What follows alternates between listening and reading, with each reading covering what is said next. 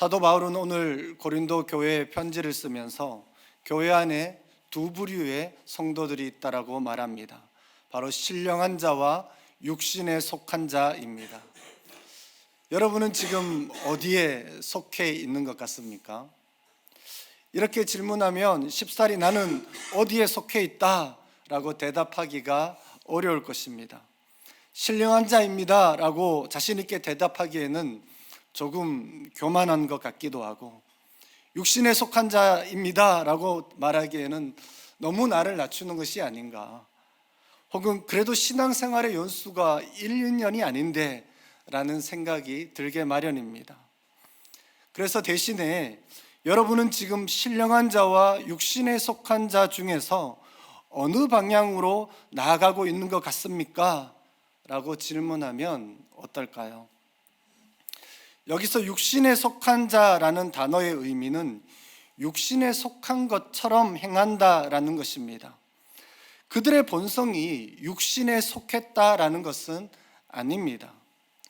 사도 바울이 보기에 고린도 교회는 육신에 속한 교회, 육신에 속한 것처럼 행하는 교회였습니다. 결정적으로 이렇게 평가한 이유는 이들 가운데 시기와 분쟁이 있었기 때문입니다. 이 문제가 사도 바울로 하여금 고린도 교회에 편지를 쓰게 한 결정적인 이유 중에 하나인데요, 고린도 교인들은 서로 싸우고 파당을 나누어 분쟁을 했습니다. 이러한 행위는 그들이 신령한 자가 되어서 성령의 가르침을 따르기보다는 세상의 가치관을 따라 살고 있음을 드러내는 것입니다. 이와 관련해서 고린도전서 1장 12절에도 언급한 바가 있는데요, 고린도 교회 사람들은 나는 바울에게라, 나는 아볼로에게, 나는 게바에게 속했다라고 말하면서 심지어 이들에게 속하지 않은 자들은 나는 그리스도에게 속한 자라고 하면서 파벌이 형성되었던 것입니다. 오늘 본문 3장 4절 말씀을 우리 다시 한번 읽어보도록 하겠습니다. 시작. 어떤 이는 말하되 다른 이는 나는 아볼로에게라 하니 너희가 육의 사람이 아니리요. 어떤 사람은 나는 아볼로에게, 나는 바울에게 라고 말한다라는 것이죠. 이로 보아서 당시 고린도 교회의 분열은 개척자이자 설립자인 바울을 추종하는 사람들과 그 다음에 위임을 받은 아볼로를 추종하는 자들을 중심으로 파벌이 형성되어져 있는 것처럼 보입니다. 사실 이러한 현상은 오늘날 한국 교회 안에서도 종종 발견되어지는 모습이기도 하죠. 당시 문화를 살펴보면 세속 교사들의 제자들은 자기 스승에게 복종했습니다. 전통적으로 제자들은 경쟁적인 다른 스승을 둔 제자들과 논쟁을 벌였고 서로 시기하고 질투하는 습성이 있었습니다. 이러한 사고방식이 교회 안에도 사로잡아서 교인들도 자기 스승만을 배타적으로 추종했고 다른 이들과는 논쟁을 벌여왔던 것입니다. 물론 이러한 행태는 바울과 아볼로가 의도한 것이 전혀 아닙니다. 아볼로는 무엇이며 바울은 무엇입니까? 주께서 각각 주신 대로 믿게 한 사역자들일 뿐입니다. 여기서 사역자라고 말할 때는 헬라어로 디아코노이인데요, 섬기는 자 그리고 종을 의미합니다. 그들은 단지 종으로서 주님이 맡겨주셨기 때문에 그대로 순종하여 일한 자들인 것입니다. 복음 사역의 주체는 아볼로도 바울도 아닙니다. 그 너머에 계신 하나님을 볼 줄 알아야 합니다. 심고 물 주는 것도 중요하지만 그것을 명하시고 결국 자라게 하시는 분은 하나님이시기 때문입니다.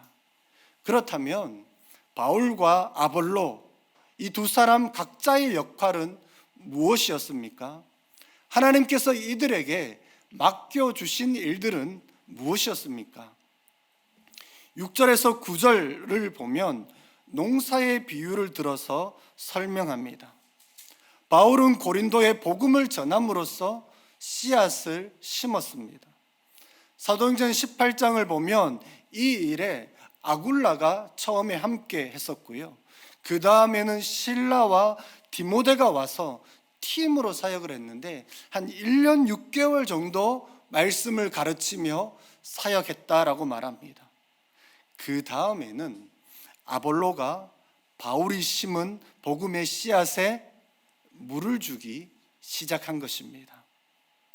사도행전 18장을 보면 아볼로는 원래 언변이 좋고 성경에 능통한 자라고 이야기를 합니다. 거기에 더해서 브리스길라와 아굴라를 통해서 하나님의 도를 더 정확하게 배웠다라고 말을 해요. 그런 다음에 고린도 교회에 와서 가르치며 물을 주는 일들을 했던 것입니다. 그렇다면 여러분, 바울과 아볼로 가운데 누가 더 중요한 인물입니까? 만일 여러분이시라면 누구를 따르겠습니까? 사실 이것은 말이 안 되는 질문입니다. 씨를 뿌리는 자가 없으면 물을 줄 일이 아예 없는 것이죠. 또한 싹이 튼 식물을 돌보지 않는다면 굳이 씨앗을 뿌릴 필요도 없을 것입니다. 심는 것이나 물 주는 것 모두 각각 중요합니다. 바울과 아볼로는 씨를 뿌리고 물을 주는 자신의 역할을 충성되게 감당했습니다. 단지 하나님을 섬기는 종으로서 맡겨주신 일을 한 것입니다. 그렇게 할 때에 하나님께서 열매를 맺게 해주시고 자라게 해 주셨습니다. 오늘 이 본문을 가지고 여러분 최근에 기도한 것이 생각나십니까?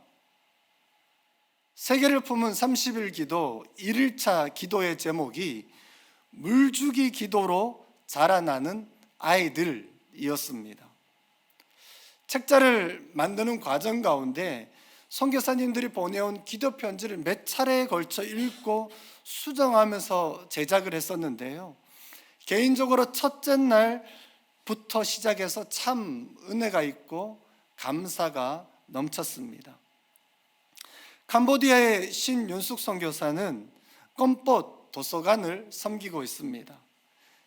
이번에 보고서를 보내온 것을 보니까 지난 1년간 5,323명의 학생들이 도서관을 방문해서 책을 읽었다라고 말합니다. 또한 툭툭이에 책을 싣고 소망 이동 도서관으로 매주 3개의 마을을 방문하여서 총 2,485명의 어린이들을 섬겼다라고 보고했습니다.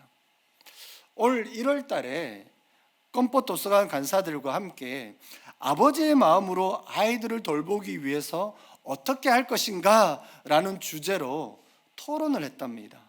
그 결과로 작은 농장을 시작했는데요. 이름하여 소망농장입니다. 숲이 우거진 작은 땅을 빌려서 한 달 동안 개간을 했고요. 천연태비를 만들어서 영양을 주고 드디어 씨를 뿌렸습니다. 오이, 고추, 수박, 감자, 케일, 모닝글로리를 심었고 또 주변에는 꽃도 심었다라고 이야기를 해요. 과연 언제 열매가 열릴까? 열매들을 어떻게 사용하지? 빨리 먹고 싶다라고 하면서 꿈에 부풀려 있었다고 말합니다. 그런데 씨앗들은 뜨거운 캄보디아 날씨 때문에 땅속에서 나오기 힘들어했다고 이야기해요. 매일 아침 저녁으로 열심히 물을 주었지만 땅은 갈라지고 씨들은 여전히 흙을 뚫고 나오지 못했다라는 것이죠. 어느새 불평불만이 그래서 나오기 시작했는데요. 우리가 이렇게 열심히 하는데 왜 자라지 않는 거야? 더 열심히 물을 주라니까. 누가 물 주는 거 까먹은 거 아니야? 라고 이야기하면서 회의 때마다 조금씩 예민해지기 시작했다라는 거예요. 그러던 어느 날 모닝글로리가 나오기 시작하고 수박꽃이 피고 오이와 고추와 케일이 자라나기 시작했다고 말해요. 매일 아침 저녁으로 물을 주고 잡초를 뽑는 수고가 이제 기쁨으로 바뀌었고요. 근데 어느 날 함께 섬기는 릭이라는 간사가 이렇게 질문을 했답니다.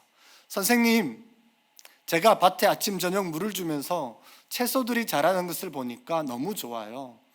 소망 이동 도서관도 일주일에 한 번이 아닌 더 자주 가면 아이들이 더 빨리 자라지 않을까요? 그때 윤숙 선교사님에게 좋은 아이디어가 떠올랐다고 말해요. 우리가 일주일에 한 번씩 껌뻑트나우, 찌러아우말, 돈따우 마을에 가지만 우리는 매일 아침 저녁 밭에 물을 주잖아. 우리가 물을 줄 때마다 아이들을 위해 기도하는 시간으로 가지면 어때? 우리가 기도하면 주님이 자라게 하시니까 우리가 얼마나 아침 저녁으로 물을 주고 갔겠니? 하지만 땅은 갈라지고 싹이 나지 않았는데 밭에 잠시 내린 비로 싹이 났던 거 기억하지? 라고 말했어요. 그때 또 다른 간사님이시죠, 라짜나 간사님이 이렇게 말합니다. 맞아요. 고린도전서 3장 7절 말씀에 나는 심었고 아볼로는 물을 주었으되 오직 하나님께서 자라나게 하셨으니 라고 하셨어요. 우리는 심고 물 주는 사람인 것 같아요 라고 말해요. 그때 스레이몸이라는 간사님이 또 이렇게 말합니다. 선생님, 저는 매일 아침 소망농장 입구에 피어있는 꽃을 보면 너무 기분이 좋아져요. 꽃에 가서 말을 걸어요. 야, 너 너무 예쁘다. 그러면 꽃이 웃는 것 같아요 라고 말해요. 그때 선교사님이 이렇게 말합니다. 그렇지, 우리가 심은 꽃을 보며 기뻐하고 감탄하듯이 아이들을 만날 때 우리가 기뻐하고 감탄해주면 아이들도 웃지 않을까? 이런 대화를 서로 나누면서 우리가 잘하고 있구나라고 느꼈다고 말해요. 한 번은 우기철이라서 소망농장이 침수되어서 강이 되어진 적이 있답니다. 물이 빠지기를 기다리며 속상해하고 실망하고 있을 때에 이 껌포토스간에 유일하게 예수님을 아직 믿지 않는 자매가 있거든요. 짜리야 자매인데 그 자매가 선생님, 기도하면 되지요 라고 했다라는 거예요. 그래서 주님께서 이 짜리야 자매 가운데 일하고 계시는구나 라고 느꼈다라는 겁니다. 여러분, 정말 기도하면 됩니까?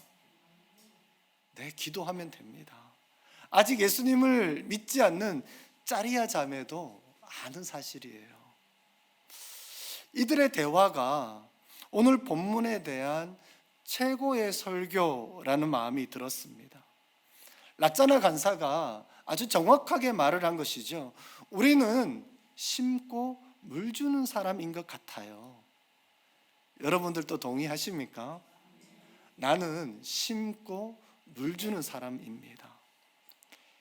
심고 물을 주는 것이 바로 우리들의 역할이에요. 이 이야기에 대한 영상 한번 보시죠.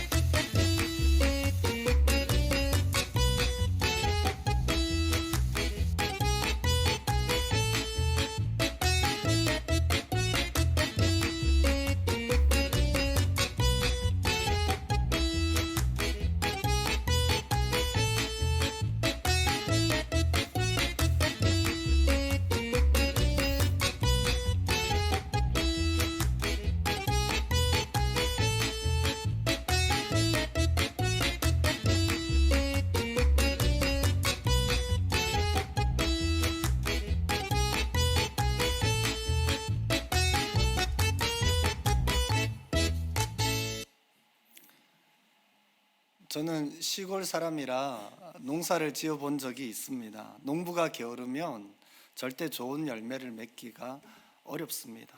씨를 뿌리기 위해서는 누군가는 땀 흘려서 밭을 갈아야 합니다. 그리고 씨를 뿌린 후에는 물을 주어야 합니다. 힘들게 가꾼 만큼 좋은 열매를 얻을 수 있기 때문이죠. 그래서 오늘 저는 여러분에게 자라게 하시는 하나님을 바라보면서 물주기 기도를 요청드리고 싶습니다. 짜리아의 자매처럼 기도하면 되기 때문입니다. 기도하면 하나님이 자라게 하시기 때문입니다. 오늘자인 세계를 품은 기도는 파키스탄의 발루치 종족 안에서 일어나는 일에 대한 것이었어요. 발루치 종족은 파키스탄에만 700만 명이 살고요, 이란에 200만 명, 그리고 아프가니스탄에서 50만 명 정도가 살고 있습니다. 그런데 이들 중에서 예수님을 믿는 사람들은 0.04%가 되지 않아요. 이 종족을 섬기는 아비가일 선교사와 선교사님이 그 친구의 어머니와 대화하는 내용이 나와 있어요. 사람들에게 들어오는 영에 대한 이야기였는데요, 친구의 어머니가 이렇게 이야기합니다. 여러 종류의 영이 사람들에게 들어온다라고 말합니다. 어떤 영은 힌디어를 말하고, 다른 영은 영어를 말하고, 자신에게는 우르두어를 사용하는 할아버지 영이 들어왔다라고 고백합니다. 그들이 살아가는 지역에는 자신들만이 알고 있는 유명한 사당이 있어서 일상에 사소한 문제가 있을 때마다 그 사당을 찾는다라고 말을 해요. 우리나라와 참 비슷한 것이 많은 것이, 어떤 사람은 자신을 괴롭히는 영에 사로잡혔을 때에는 큰 돈을 썼어라도 그 영을 달래는 의식을 행한다라고 합니다. 또한 여러 가지 종류의 부적을 달고 다니기도 하고요. 여러분, 이러한 영적 전쟁에 노출되어져 있는 상황 가운데 있는 선교사들을 위해서는 우리가 어떻게 기도해야 할까요? 귀신의 속박에 묶여 있는 사람에게 진리를 선포함으로써 자유케 할 사역자들이 정말 필요합니다. 그렇다면 선교사들의 믿음과 영적인 건강을 위해서 물주기 기도가 필요합니다. 발루치 사람들의 마음의 밭을 기경하고 씨를 뿌리기 위해서는 물주기 기도가 필요한 것입니다. 원래 기도 책자를 편집하는 가운데 가장 공통적으로 많이 반복되는 내용들이 있었어요. 그것은 바로 믿는 자들에 대한 박해와 전쟁에 대한 소식이었습니다.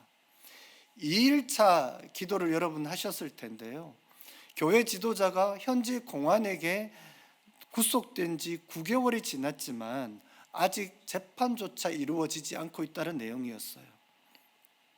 그 땅에는 한국 선교사들이 한때 4,000명 넘게 사역을 했던 곳입니다. 그런데 지금 80-90% 이상이 다 추방당한 상황이에요. 그만큼 기독교에 대한 핍박이 심한 나라입니다. 4일차 기도에는 티베트 불교를 신봉하던 한 자매가 선교사님을 통해서 예수님을 영접한 후에 가족과 친척들 그리고 친구들로부터 온갖 핍박을 받고 있다라는 내용이었습니다. 심지어 이 땅에는 티베트어로 복음을 자유롭게 전할 수 있는 선교사가 저희 교회 협력 선교사밖에 없습니다. 12일차 기도에는요, 한 고령의 사역자가 5개월 이상 비밀 경찰국에 감금되었다가 최근에 무사히 풀려난 이야기가 나와 있어요. 참으로 도전이 된 것은 무사히 풀려나서 감사하기는 하지만 구금하는 동안 만났던 아이들과 헤어지게 된 것이 너무 가슴 아프다라는 한 노령의 선교사의 고백이 있었습니다. 13일차에는요, 라오스에서 작년 여름 그리스도인이라는 이유로 15가구가 마을에서 쫓겨나서 화전민처럼 산속에 쫓겨난 15가구에 대한 이야기가 있었습니다.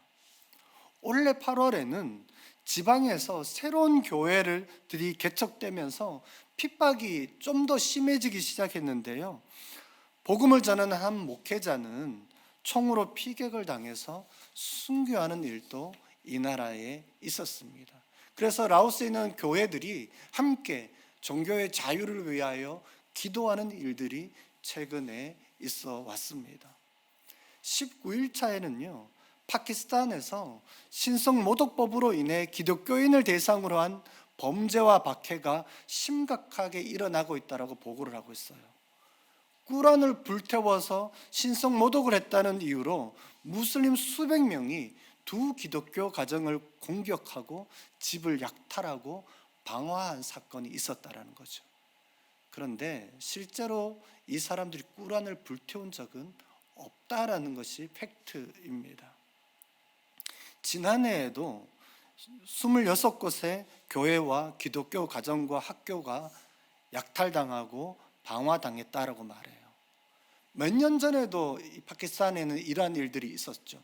폭탄 테러가 교회 안에서 이루어지기도 했었습니다. 그래서 저희 교회에도 분들을 돕기 위해서 후원을 했던 적도 있었습니다.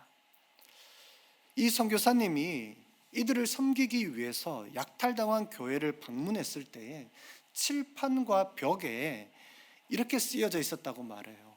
나는 그리스도인입니다. 그리스도인인 것이 자랑스럽습니다. 제발 기도할 때에 파키스탄을 기억해 주세요. 나는 예수님을 사랑합니다. 라고 쓰여진 글을 보았다라고 말합니다.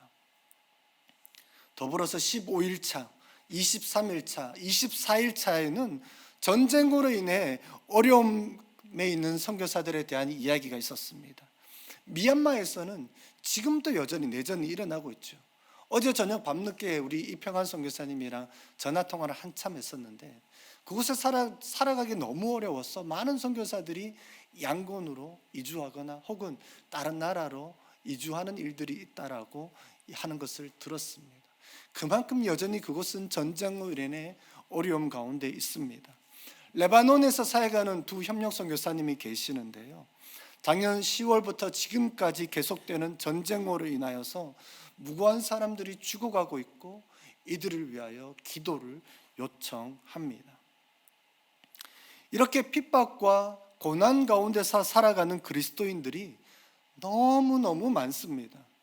저희 교회 파송 선교사들과 협력 선교사들의 기도 보고에도 이렇게 많이 있는데요.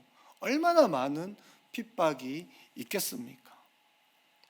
이들이 하나님으로부터 위로와 힘을 얻고 담대하게 살아갈 수 있도록 여러분 물주기 기도를 해 주시기를 부탁드립니다.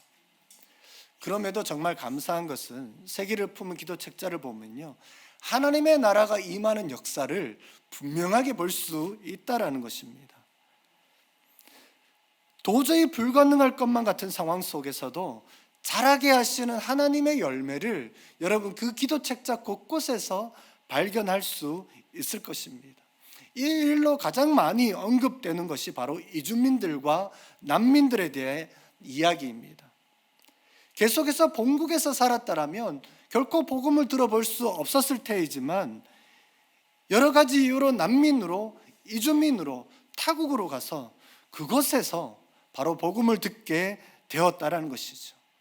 하나님 나라의 복음의 역사는 하나님의 방식대로 지금도 일어나고 있는 것을 보는 장면이죠. 물주기 기도에 하나님이 실제로 응답하시고 역사하셨다라는 고백들도 있었습니다. 5일차 기도와 11일차 기도에 나와 있는데요. 세계를 품은 30일 기도 책자를 저희에게 이제 보내기 위해서 준비하면서 지난해에 내가 어떤 기도를 요청드렸는가 살펴보니 그 기도들이 응답되어졌더라라는 거예요. 하나님께서 응답하셨다라는 고백들이 있었습니다. 정말 하나님은 우리의 기도를 들으시는 분입니다. 지난주 토요일에는 저희 세계선교부 식구들과 함께 선교 역사 순례를 다녀왔습니다. 함께 모인 장소는 정동제일교회였는데요. 1885년에 아펜젤로 선교사에 의해서 세워진 교회입니다.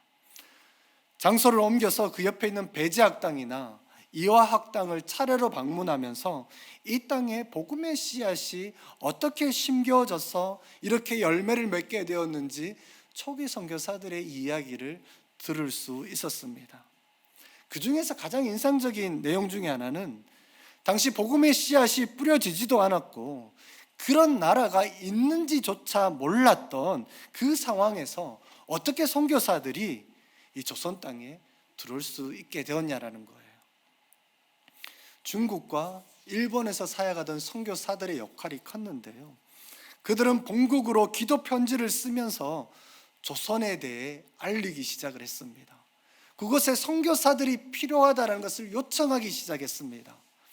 그 기도 편지를 받아든 성도들은 조선에 대해서 처음 이제 알아가기 시작했고 기도하기 시작했고, 그 중에서 어떤 이들은 내가 가겠습니다 라고 고백하면서 헌신한 사람들이 있었던 것이죠. 선교사들이 기도 편지를 보내올 때마다 그 편지를 읽으면서 조선을 위하여 물주기 기도를 한 사람들 덕분에 조선에 복음의 씨앗이 뿌려졌고 이렇게 열매를 맺을 수 있게 되었다라는 것이죠. 우리가 바로 그 열매들이지 않습니까? 우리는 지금 이렇게 선교사들이 보내온 기도 편지를 읽음으로 그 나라에 오늘처럼 파키스탄의 발루치 종족에 대해서 알아가면서 물주기 기도를 하고 있는 중입니다. 씨를 뿌리는 사람이나 물을 주는 사람들이나 그들은 각각 자기가 수고한 만큼 상을 받게 될 것이라고 성경은 말합니다. 마지막으로 바울은 이렇게 말하죠. 우리는 하나님의 동력자들이요 너희는 하나님의 밭이요 하나님의 집이니라. 우리는 하나님의 동력자들입니다. 전능하신 하나님이 우리를 동력자로 삼으신다라는 것이 정말 놀랍지 않습니까? 하나님은 우리와 함께 열방을 축복하기를 원하는 것이에요. 다시 1일차 기도를 보면 함께 섬기는 간사들에게 소망 농장을 통해 가장 배운 것이 무엇이냐라고 질문하는 내용이 나오는데요. 그때 모두가 한결같이 이렇게 대답했대요. 기대감 그리고 오래 참음을 배웠다라고. 지금은 그래서 열매도 따먹고 나누기도 하면서 행복한 시간을 갖고 있다고 말합니다. 하나님 나라에서 열매를 맺기 위해서는 기대감을 가지고 씨앗을 뿌리고 물을 주어야 합니다. 그러나 물주기 기도를 통하여서 곧바로 싹을 틔우고 열매를 맺는 것은 아닙니다. 오래 참음의 시간이 필요합니다.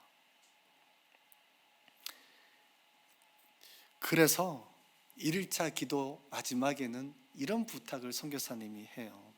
우리는 계속 소망 농장을 가꾸며 우리에게 주신 아이들도 소망 농장을 돌보듯이 돌보고 있습니다. 물주기 기도를 통하여 껌꽃 도서관, 소망 이돈 도서관으로 만나는 아이들이 건강하게 자라기를 응원해 주시고 기도해 주시기 바랍니다.